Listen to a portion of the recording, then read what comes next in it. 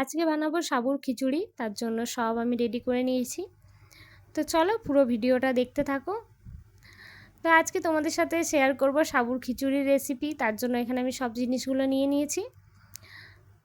আর এই রেসিপিটা আমার না, সম্পূর্ণটাই মামনির। তো মামনির রেসিপিটাই তোমাদের সাথে শেয়ার করব।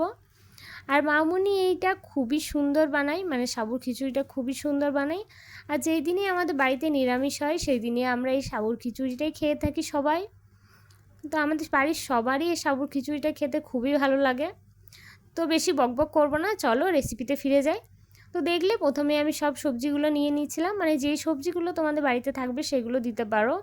বাট এখানে ভেন্ডিটা আমি নিইনি, ভেন্ডিটা এমনি রাখা ছিল, ভাজা হবে তাই। তো এদিকে সব সবজি কেটে নিয়েছি আমি। এদিকে মামনি কড়াই বসিয়ে শুকনো কড়াইয়ের মধ্যে সাবু দিয়ে দিয়েছিল। সাবুগুলো একটু ভেজে নিয়েছে, একটু জাস্ট একটু ভেজেছিল, তারপরে নামিয়ে দিয়েছিল। তারপর আবার কড়াই বসিয়ে দিয়ে দিয়েছিল গোটা জিরে, দিয়ে 3-4টে শুকনো লঙ্কা। তো সেগুলো দেওয়ার পর দিয়ে দিয়েছিল মুগের ডাল। তো এটা মুগের ডালটা বেশি করে নিয়েছি আমরা এখানে, কারণ আমাদের বাড়িতে সবাই এই খিচুড়িটাই খাবে, এক্সট্রা কোনো কিছু হবে না আজকে আর। তো তাই বেশি করে বানাবো, বেশি করে মুগের ডাল নিয়ে নিয়েছি। মুগের ডালটা ভাজা ভাজা হয়ে গেলেই আবার কড়াই বসিয়ে দিয়েছি। কড়াই বসিয়ে দেওয়ার পরেই দিয়ে দিয়েছে বেশ খানিকটা তেল। তো তেলটা গরম হয়ে এলেই দিয়ে দেবে কালো জিরে। তো কালো জিরেটা দেওয়ার পর দিয়ে দেবে কেটে রাখা ফুলকপি।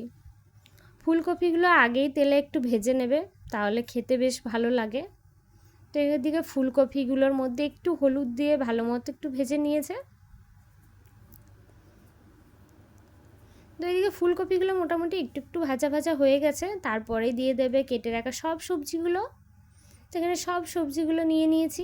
আর এই সবজির মধ্যে কী কী নিয়েছি তাও বলে দিই আমি একবার।